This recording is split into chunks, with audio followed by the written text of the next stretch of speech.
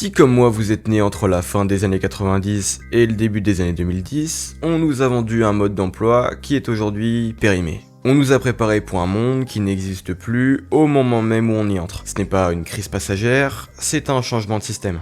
Entre l'IA, l'explosion du coût de la vie et la fin du salariat stable, les règles ont changé en plein milieu de la partie. L'idée de cette vidéo est simple, faire un constat froid et voir ce qui s'est cassé pour comprendre ce qu'il nous reste à faire.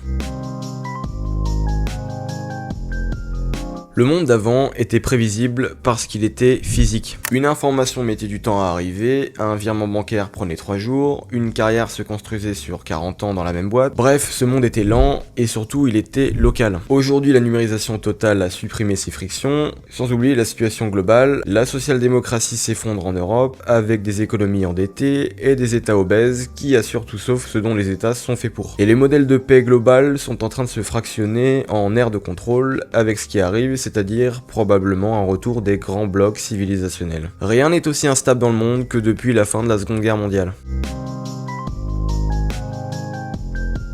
Pendant qu'on passe notre temps sur les réseaux et à parler d'IA, la réalité matérielle devient inaccessible. L'immobilier par exemple, dans les années 70, il fallait environ 10 à 15 ans pour rembourser une maison. Aujourd'hui, il faut plutôt entre 20 et 25 ans. Le foncier appartient aux boomers et la Gen Z est condamnée à la location ou à l'endettement massif, sauf si vous êtes un héritier. Et pour ce qui est du travail, le diplôme n'est plus un bouclier, l'inflation scolaire fait qu'un master est devenu le nouveau bac, surtout avec tous les masters marketing bullshit. Le marché de l'emploi s'effondre, on ne fait plus carrière, on enchaîne des missions. On nous a vendu la révolution numérique comme une libération, tout est gratuit, tout est accessible, alors qu'en fait c'est plutôt un appauvrissement. On ne possède plus rien, notre musique est sur Spotify, nos jeux sont sur Steam, nos logiciels sont sur abonnement, on a troqué la propriété contre l'accès. On est la première génération qui dépense énormément pour n'avoir aucun actif réel à la fin du mois. On loue nos vies à des serveurs californiens. Il y a aussi une certaine illusion de l'exil, c'est pour ça que toute la Gen Z est en train de se barrer. Bali, Dubaï, les PVT, ce n'est pas du tourisme, c'est une tentative de hack économique. On cherche des pays où notre monnaie a encore du pouvoir parce que chez nous, on est déclassé. Mais déplacer son ordinateur au bord d'une piscine ne règle pas le problème de fond,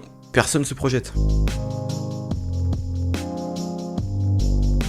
Comme on le voit tous, ça a déjà commencé. Et elle arrive dans un contexte qui est déjà très tendu. Les économies occidentales sont en récession et le marché du travail est déjà en mauvais état. Le marché de l'emploi junior est en train de se verrouiller. L'arrivée des LLM n'est en réalité que le début. Actuellement, je vois passer de plus en plus de vidéos de codeurs front-end qui, il y a quelques années, pouvaient facturer des sites web plusieurs milliers d'euros. Depuis les dernières mises à jour de Claude, ces mêmes devs commencent à être pris en étau entre filière bouchée et technologies remplaçantes. Et je parle pas des postes moins techniques tels que le copywriting ou autres. Une étude récente de la plateforme de freelance Upwork a montré que les demandes pour les missions de rédaction, de services clients et de traduction ont chuté de 10 à 20% dès les premiers mois suivant l'adoption massive de ChatGPT. Ce ne sont pas les postes de direction qui sautent, mais actuellement les portes d'entrée du marché du travail pour notre génération. Alors évidemment, certains emplois sont encore loin d'être remplaçables. Et ce ne sera pas les dirigeants d'entreprise qui écriront les prompts et maîtriseront les outils. Sans oublier que l'excellence individuelle est mécaniquement moyennée par l'IA. Une étude du MIT et de Harvard, publiée en 2023, a analysé l'impact de l'IA générative sur les consultants. Résultat, les consultants les moins performants ont vu leur productivité augmenter de 43%, ce qui lisse totalement les différences de niveau. Tout sera bientôt uniformisé. Mais bon, pour l'instant cela aide et ça fait gagner beaucoup de temps à beaucoup de gens.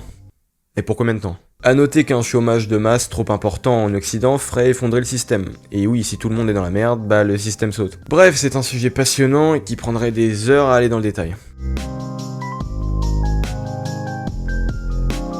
Le fait que le monde d'hier s'effondre est peut-être la meilleure opportunité qu'on ait jamais eue. Alors c'est regrettable sur énormément d'aspects, c'est vrai. Mais aujourd'hui, puisque le système ne peut plus nous garantir la sécurité, il perd son droit de nous imposer ses règles. La liquidation dont on a parlé, c'est aussi une page blanche géante. Si l'IA automatise les tâches, elle nous redonne le temps de redevenir des stratèges. Si l'immobilier est bloqué, il nous force à inventer de nouvelles manières de vivre et de collaborer. Si le diplôme ne vaut plus rien, c'est que la curiosité et l'audace redeviennent les seules vraies monnaies d'échange. On n'est pas la génération du déclin, on est la génération de la reconstruction. Nous sommes les premiers depuis des siècles à avoir les outils pour créer nos propres structures, nos propres économies et nos propres récits. Le monde dans lequel nous avons grandi n'existe plus.